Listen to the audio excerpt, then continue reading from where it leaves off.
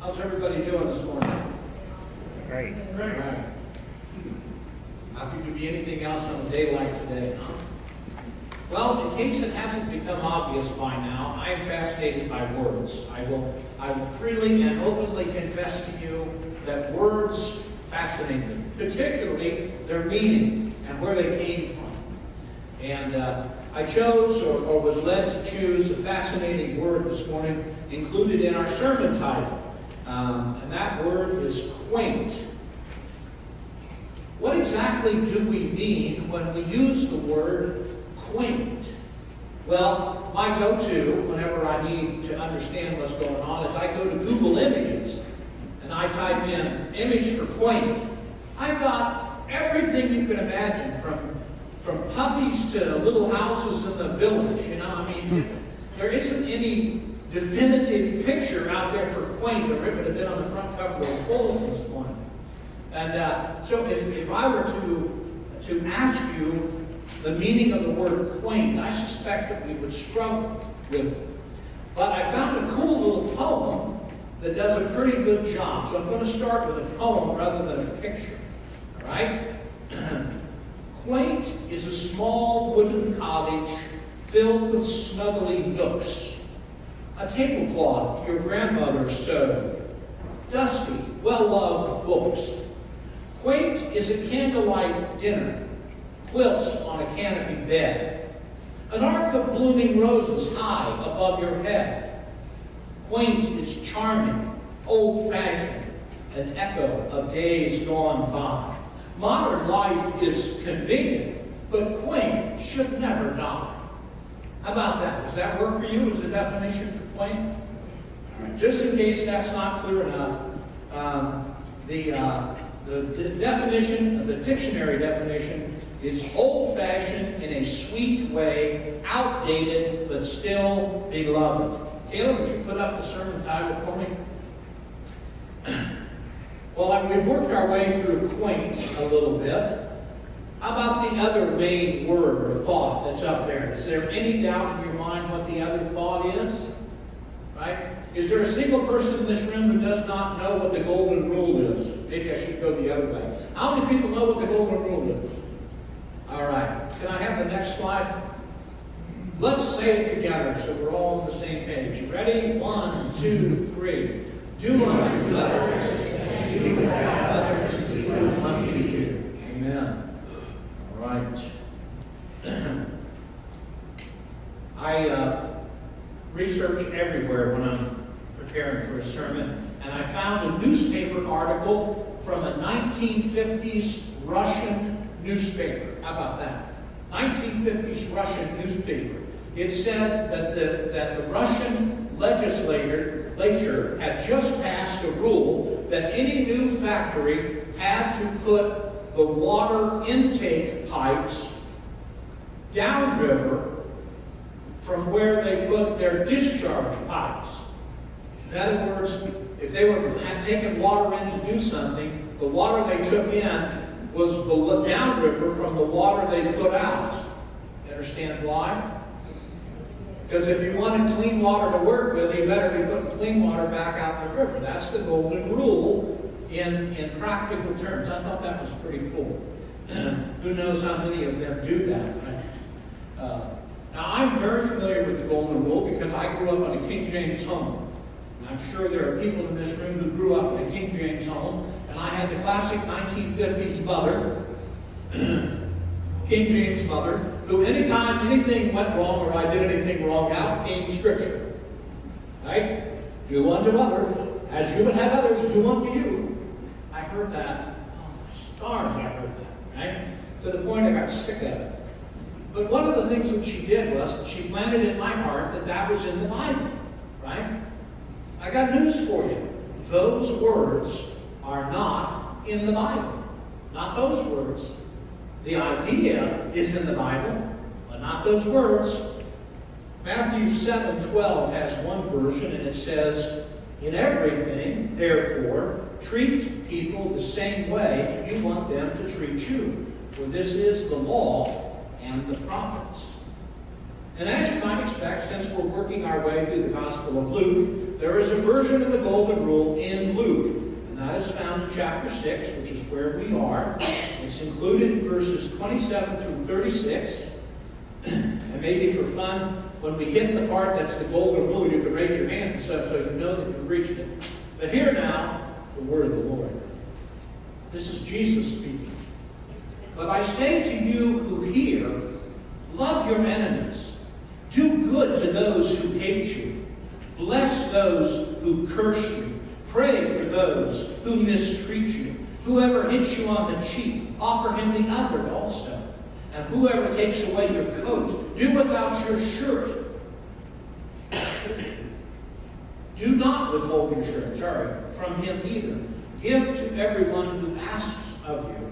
And whoever takes away what is yours, do not demand it back. Treat others the same way you want them to treat you. If you love those who love you, what credit is that to you? For even sinners love those who love them.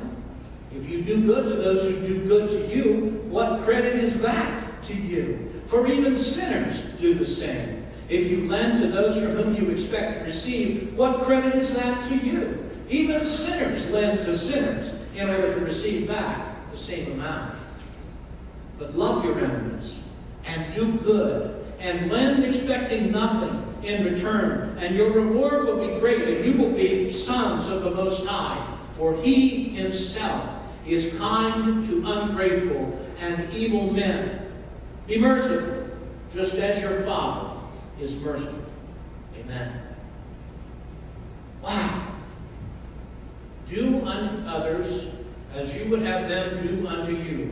Or in Luke's version, treat others the same way that you want them to treat you. Why do you think that I would put the Golden Rule and the word quaint in the same sentence?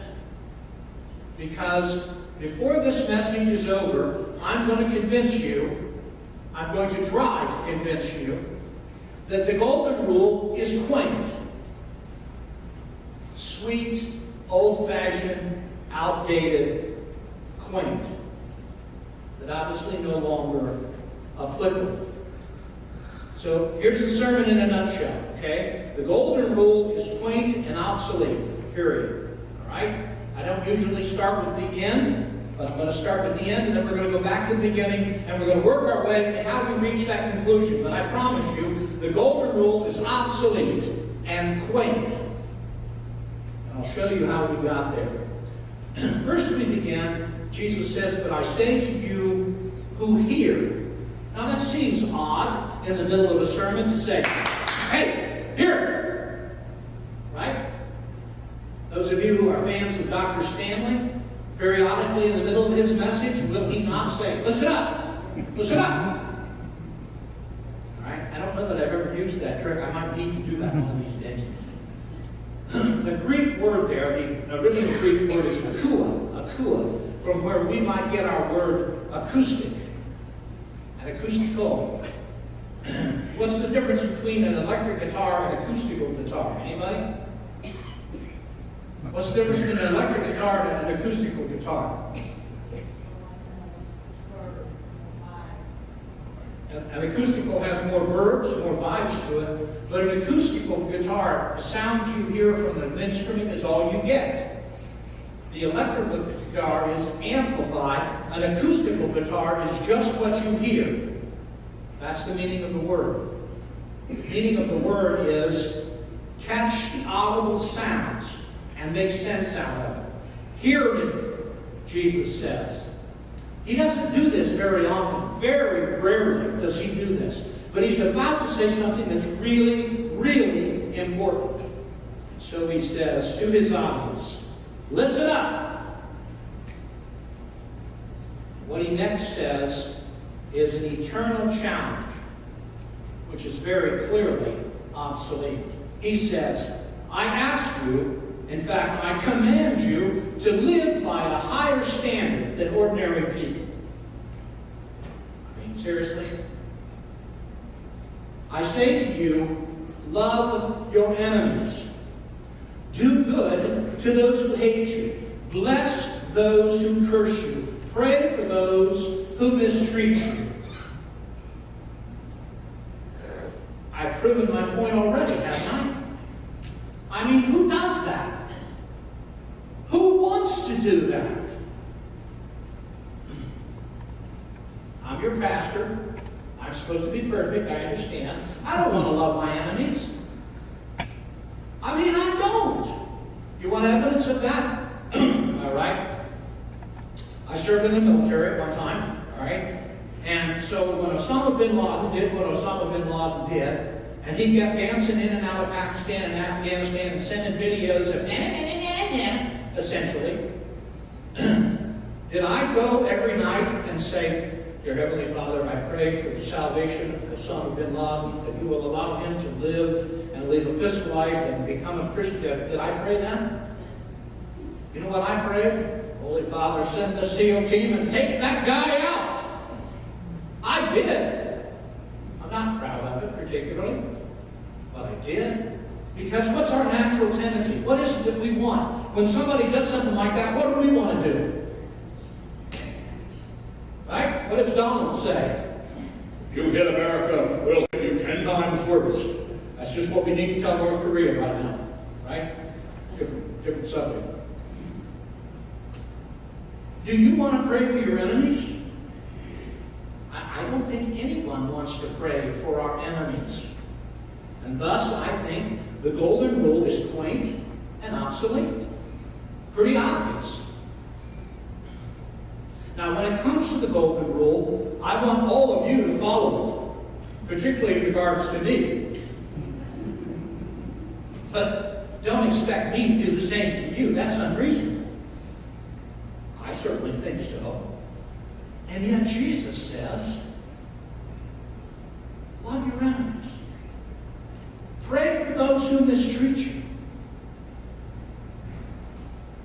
Bless those who curse you. It's pretty obvious to me that we don't do that, all right? So let's just ignore that portion of Scripture and all other portions that teach that same thing because it's unreasonable. The golden rule is quaint and obsolete, and let's forget about it and move on. Let's actually claim the parts of Scripture that we actually believe in and actually do with our lives, and let's ignore the golden rule because we obviously do not believe it because we don't do it. Many 21st century Americans want to take the easy road to heaven. I would like to take the easy road to heaven. I would like to take hell off the table and be absolutely guaranteed I'm going to heaven. I would like to have my prayers answered every time. I'd like to be comfortable and secure. I'd like my kids protected. I want my kids to all go to heaven. But I don't really want to do anything to get that, you know. I just want the blessings. Well, do I have to have the responsibilities with the blessings? That seems terribly unreasonable to me. Love your enemies, Jesus insists. Love your enemies. Do good to those who do harm. You know, that's unreasonable. Think of all the other things that he says to do, or that Scripture says to do. Give 10% of your income to his work. That's ridiculous. Give 10% of your time to the work of Jesus Christ. That's ridiculous. Be generous every time somebody asks for it. They've got to prove to me they need it before I'm going to give them anything. That's ridiculous. Pray for people who mistreat me? Is it not clear to you that the golden rule is quaint and obsolete?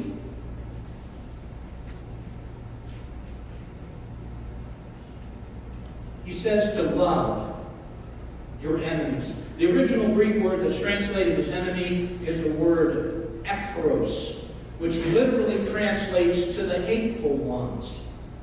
The hateful ones. Love the hateful ones. That is to say, those who are openly hostile toward you and who actively work against you and what you are trying to accomplish. An adversary. May I have the picture of the famous person I gave you? Wait a minute. I have heard you I've heard the Bible say you don't have any enemies. You don't hate anybody. Why did I hear that moan and that groan and that kind of a skunk? What was that about? Huh? I assume there are some Indianapolis Colts fans in the house this morning. Amen? And I would assume that they're a Colts fan long enough to know that a few times this guy kind of steamrolled through Colts Stadium on his way to the Super Bowl. How'd that make you feel? Don't you love Tom Brady? Huh? I put that picture up for Cam. Cam said, yeah, I love Tom Brady. Do you pray for Tom and Giselle once every now and then? And that God will bless them, continue to protect him, and that he won't come to any harm, he won't get hurt, right? Right? Well, if you're a football fan, do we not choose to love some people and kind of not love others? Where I grew up, Cleveland and Pittsburgh were not very far apart. And if you liked orange and brown, you hated yellow and black. There's just no. When my oldest son was 14 and the next son was 13, the second son found out very early on that I loved orange and brown and hated yellow and black, and so he decided he'd like yellow and black just because it annoyed me. So the younger two are Steelers fans, and the oldest one and I are Browns fans. And on this particular day, like 27 years ago, we go to a Pittsburgh Steelers Cleveland Browns game in Pittsburgh. All right? And my oldest, who is defiantly proud, I've told you before, don't ask my oldest what he thinks, because you'll know, you'll hear it. He's going to wear his Cleveland Browns jacket to the Steelers stadium. I said, son, please don't do this. You do not know what you're going to, no, by golly, he's a Browns fan. He's proud of it. Where's that jacket? Big, long winter jacket. We walk from the parking lot into the stadium. 14 years old. Can you imagine the language he heard? I had to turn and get in a couple of guys' faces and say, he's a 14-year-old boy. Watch your mouth. Because in Pittsburgh, Cleveland fans are hated. I cannot imagine a Christian Pittsburgh Steeler praying for a Cleveland Browns fan, particularly on game day, particularly after a couple of cans. All right, maybe you don't watch football, all right? Maybe it's college. How many people who are Purdue fans love IU? I kind of got the impression, let's see if I can find the right place in my notes here. Isn't it kind of like blue collar against white collar? Isn't it kind of like engineering, agriculture against medicine and business? Isn't it kind of like conservative versus liberal? Huh? Who here roots for IU and Purdue? Yeah, that's awesome. In my neck of the woods. One twin went to IU, one twin. So I rooted for whoever was scored. You were trapped.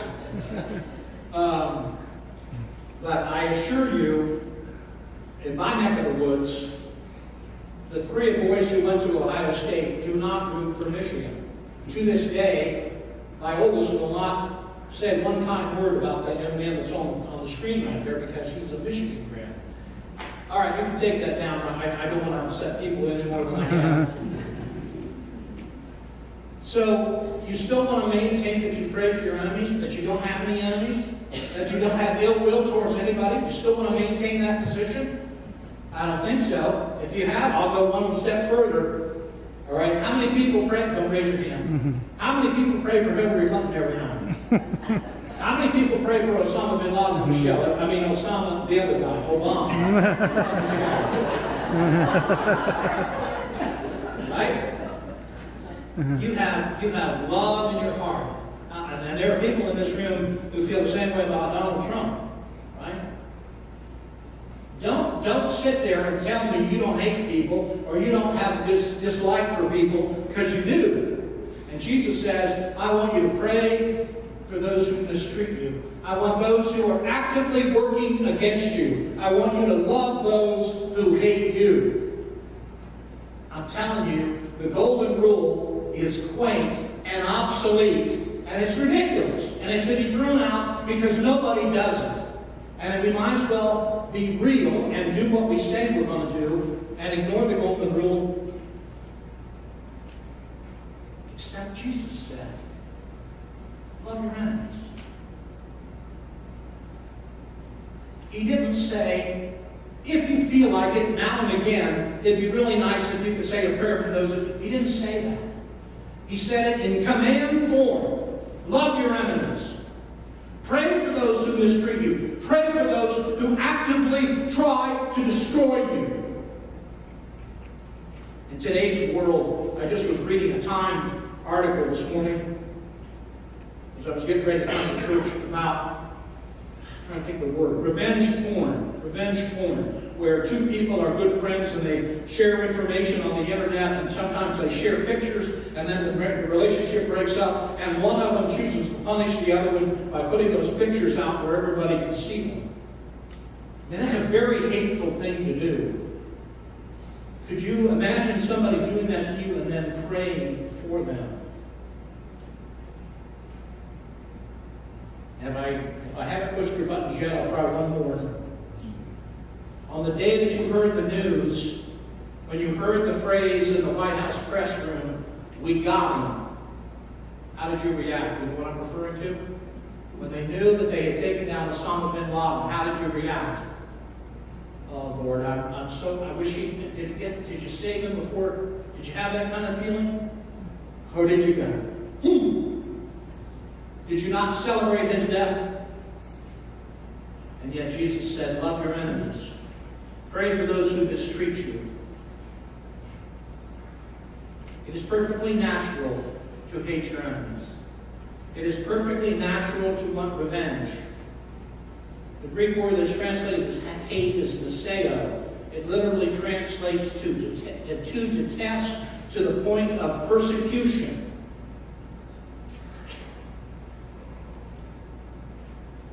I read this week about a driver in Pennsylvania. A young woman was trying to blend onto the road where he was, and he didn't like what she did, and he pulled a gun out from beneath the seat and shot her in the head, and he was beside her.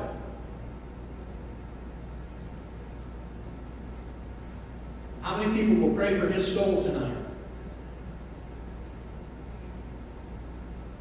We don't like him because of what he did. The golden rule is quaint and obsolete. Jesus says, bless those who curse you. Do you know what a curse is? Has anybody ever told you to go to H? I don't need to say the word, right? Has anybody ever gotten so mad at you and said, go to H? You know what that means? What that literally means when you say D someone, oh, you. You know what that means? I wish God will take you and stick you in hell forever. That's what it means. Be real careful when you start thinking that way, right? Jesus says, don't go there. Don't even think that. And anybody who does that, you pray for them right then. Can you imagine stopping? As soon as somebody tells you where to go, can you imagine stopping and praying for them right then? Holy Father, use this moment to change. Can you imagine that? I think the golden rule is quaint and obsolete. There's a lot of trouble in the world with people putting things on Facebook pages or tweets that are not true, and doing so to hurt people. Has anybody ever shared anything nasty, said anything nasty about you on the internet? Have you then prayed for them? Asked God's blessing? I mean, seriously, the golden rule is quaint and obsolete. But I say unto you, love your enemies, do good to those who hate you, bless those who curse you, pray for those who mistreat you. Whoever hits you on the cheek, offer him the other cheek. You know what the literal translation of the word cheek is? There is no word cheek in Greek. It's the phraseology. What that says there is, whoever hits you on the side of the head with a short stick, turn your head the other way and give him the other side of your head the hit with a short stick. That's literally what it means. Not any business with the palm or any of that, you know. But who would want to do that? I just imagine like one of those little souvenir baseball bats they give away. Okay, here, you missed the spot.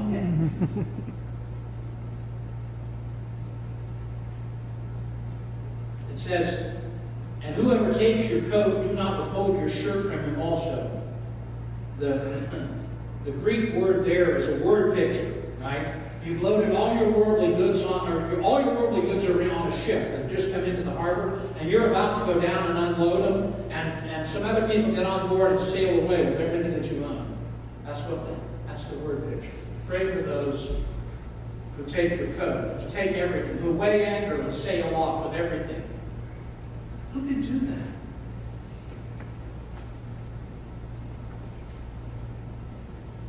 Give to whoever asks. Don't we want to qualify who we give to? As human beings, don't we want to say, well, they got themselves into that mess. They don't deserve for us to get them out of that mess. But Jesus says, give to whomever asks.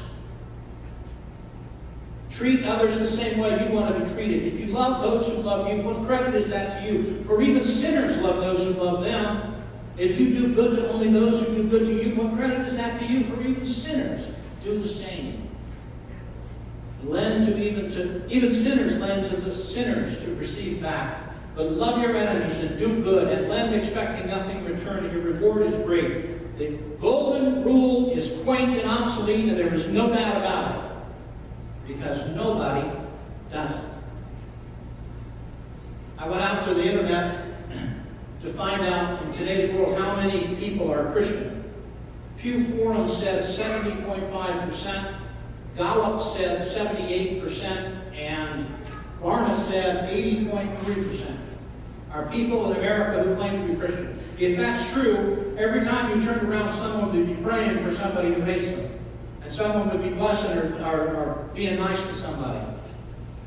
But I think the reality is, people think that Christianity means one thing, but when it comes to things like love your enemies and pray for those who hate you, we don't do that.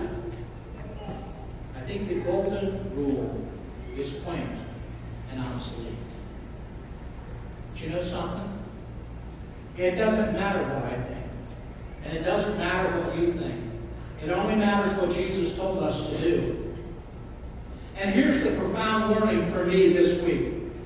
Okay? It's perfectly natural to hate your enemies. But Jesus says, love your enemies. How is that possible?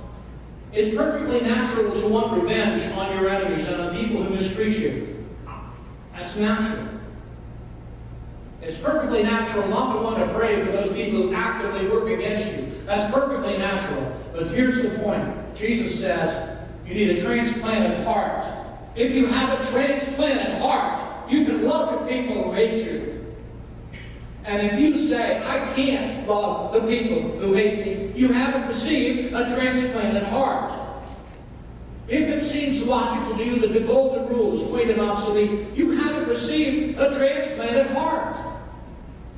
If you want to hate your enemies, and you want to hate those who mistreat you, and you want revenge, you haven't got a transplanted heart, because with a transplanted heart comes the ability to love your enemies, to pray for those who hate you, to be generous to those people who on the surface do not deserve your generosity, to be kind to people who are unkind to you. Those are the traits of Christians. From a human standpoint, it makes perfectly no sense to claim that the golden rule is quaint and obsolete, because from a human standpoint, it is. But from the point of Jesus Christ, it's not. Because it's about working with a transplanted heart, with Christ inside, and not yourself. I am not capable of doing any of these things that Jesus demands that I do. But when I put down me and give him control, I can.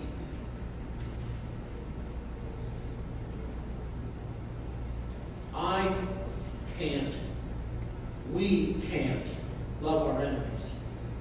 We can't do good to those who hate us. We can't bless those who curse us. We can't pray for those who mistreat us. Until, as Jesus says, have mercy as your God has had mercy to you.